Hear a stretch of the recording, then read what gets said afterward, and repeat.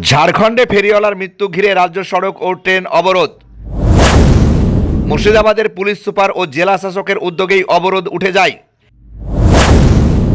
রয়ে যায় ওই ঘটনার ধোঁয়াশা। সাংবাদিক নিগ্রহ, দ্বিতীয় দিন পথ অবরোধে গ্রেপ্তার হয় বেশ কিছু যুবক।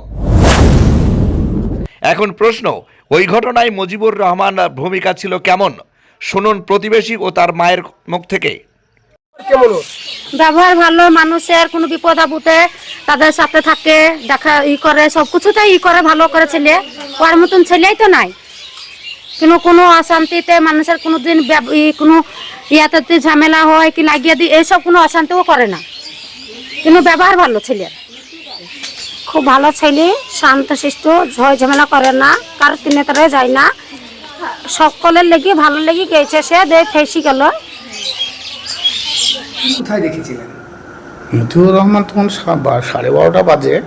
তখন মতিউর রহমানকে আমি দেখিনি, কিন্তু সকাল 10টা থেকে মতিউর রহমানকে আমি দেখছি। ও বিশাল গার্ড করছে, ছেলেপিলেকে ঠেকাইছে, বহুত পরিশ্রম করেছে। ওর জবাব নাই। ওর বাড়ি কোথায় তাও জানি না, ওর নাম যে মতিউর রহমান তাও জানি না। ভিডিওতে দেখতে পেয়েছি এটা মতিউর রহমান। এখন পর্যন্ত আমি জানি না কোথায় বাড়ি স্যার। যে মুহূর্তে যে ম্যাডামকে অত্যাচার করা হয়েছিল সোমা মাইতি, তখন কি মতিউর রহমান ওইখানে ছিল?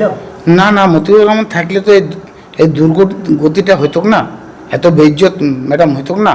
আমি অপ্রাণ চেষ্টা করেছি ম্যাডামকে বাঁচানোর জন্য। আমি ইনশাল্লাহ বাঁচাইছি।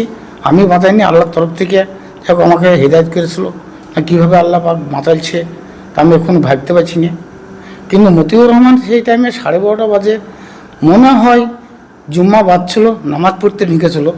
কিন্তু মতিউর রহমান বিশাল পরিশ্রম করছে সেই দিন। আর ও থাকলে তো এত হইতো না, সমস্যাটা আসতো না। মতিউর রহমান আমার ছেলে হয়। কি হয়েছে?